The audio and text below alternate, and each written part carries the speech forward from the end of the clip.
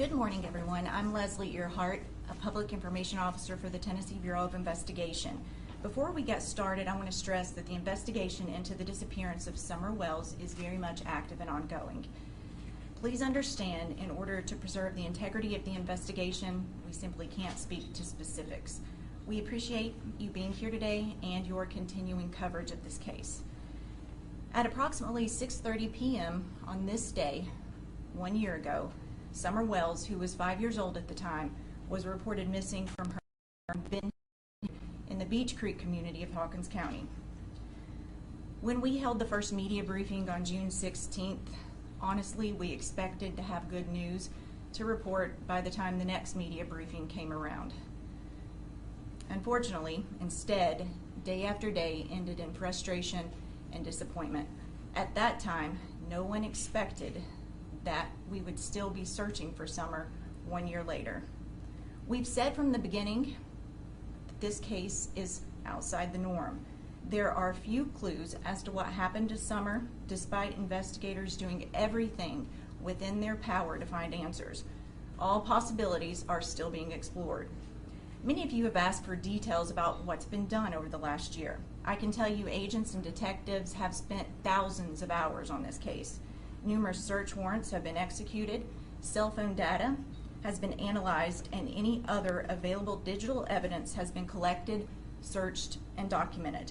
This includes the social media accounts of those associated with Summer. 3 large ground searches have taken place in the last year with the assistance of more than 100 local, state, and federal agencies. Those searches do not account for the numerous targeted searches done by agents and detectives as they were following up on potential leads. From TBI alone, more than 100 agents, intelligence analysts, and support staff from across the state have been involved in this case. TBI agents working alongside the Hawkins County Sheriff's Office and the FBI have conducted nearly 170 interviews during the investigation. That does not count the hundreds of phone calls made to follow up on tips reported to law enforcement. While investigators have been diligently working to find answers, they've had to deal with thousands of tips generated by false information that in some cases has been intentionally spread across social media platforms. We know that this case has attracted the attention of individuals across the country who genuinely care about Summer and want nothing more but to help us find answers. We appreciate those people. However, we are also aware that there are some people using this case for their own personal gain by spreading false information on social media posted as facts. Some go as far as to solicit donations. This has had a major impact on the investigation and not in a good way. Moving forward, we ask the public not to submit tips as a result of a video they viewed on YouTube or a theory they've seen posted on Facebook. Please help us and only call if you have direct, specific information about the disappearance of Summer. This investigation weighs heavily on us all, and I can promise you that no one wants answers more than we do, and we are not going to stop until we find them. I'm going to turn it over to Sheriff Ronnie Lawson. Good morning. As Leslie mentioned, we didn't expect this case to be going on a year later. It's heartbreaking to me and my officers and the entire community. We've never stopped looking for Summer. We will continue to do so.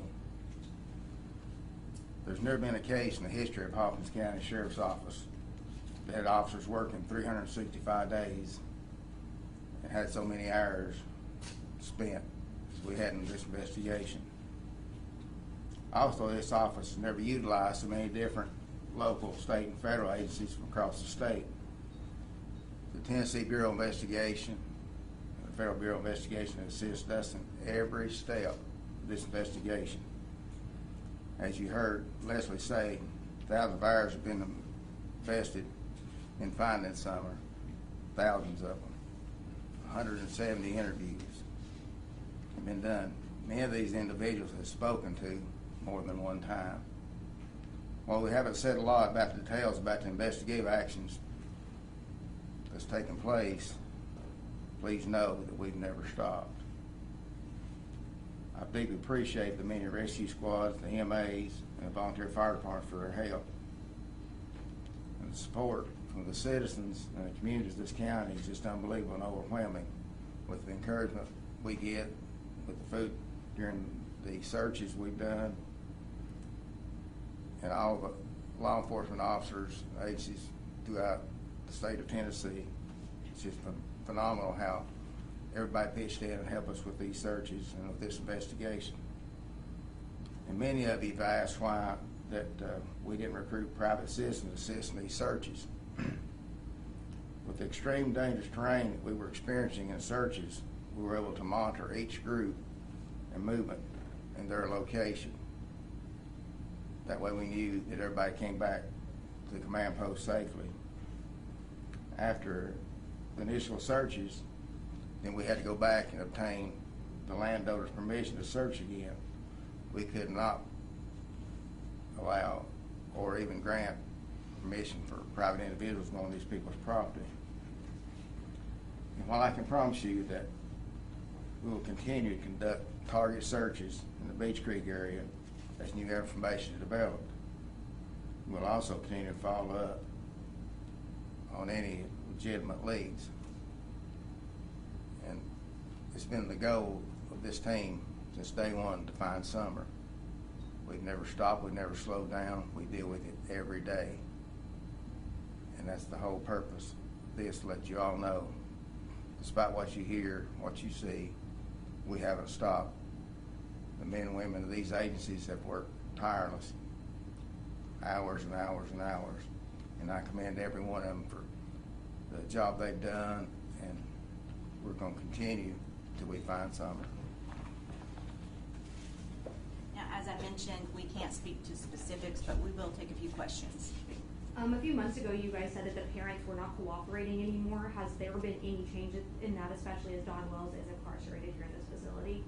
We're not going to characterize cooperation at this time. Honestly, doing so does nothing but create more speculation, and it doesn't benefit the investigation, but thank you for asking. Is there still a reward being offered if any information or Summer is found? Well, I can tell you that law enforcement did not coordinate that reward, so you would need to reach out to the Churchill Rescue Squad for information in that aspect. Are the boys still in DC's custody? That's not something we can speak to. We do know that last year you guys pushed out some information about the red truck. I know that this is on here, but just so we can talk about it with you guys. Is that still something you're looking for? Do you still want people to submit tips, or is that over and we're just not looking for the red truck anymore? I'm going to call on TBI Special Agent in charge, Derek Newport, just to talk about that and where that stands. I would tell you yes, just to eliminate. We still don't have a good timeline of when that was observed. People that frequent areas on a regular basis can get days mixed up. We still want to figure out who, if possible, and if that's even a legitimate lead. So as she said earlier, we followed a lot of dead leads that didn't produce anything. So that obviously is still something we want to put to bed, but it's not. We still can't pinpoint a date and an exact location of that truck. Anybody else? When this first came out, you guys said that Summer was last seen walking away from her home. That was like one of the initial reports that night. And then things kind of changed the following day. Is there any evidence that she walked away from home, or any evidence leading toward an abduction, or do we have any evidence of anything that night otherwise? We don't have anything specific, and I think what's important to note there is that the sheriff mentioned that how many hours we've put into this investigation and how much time has been spent exploring every possibility: walk-off, abduction, other foul means. And I think that's the thing to keep in mind is it's still really wide open as to the what. We've tried to stay away from developing theories and just follow facts. You mentioned that you're continuing to look at this case every day. Are there more searches planned as we're approaching the summer months? No specific plan. However, if we get specific information about a specific location, building, what have you, we will coordinate with each other to go take a look at that location. What made it hard back in the summer is obviously the foliage. That's why you saw the 2 searches that were when the leaves were on the ground, so that we could use air assets and that you could actually see more of what's on the ground at the time. People say, well, leaves to cover things up. Well, you get moving things around enough, you'll see what you're looking for. In the past, you said that there's no evidence that there was an abduction. Does that still stand? It still stands. Do the facts point towards one theory more than another? No, they do not. Or what happened? Not at this point. Okay. Well, thank you guys for being here. I just want to point out one more thing. This case is not cold. We get asked that a lot. It's not. We're talking to the sheriff constantly. We all work together as one team, and we're determined to find answers. Thank you for coming.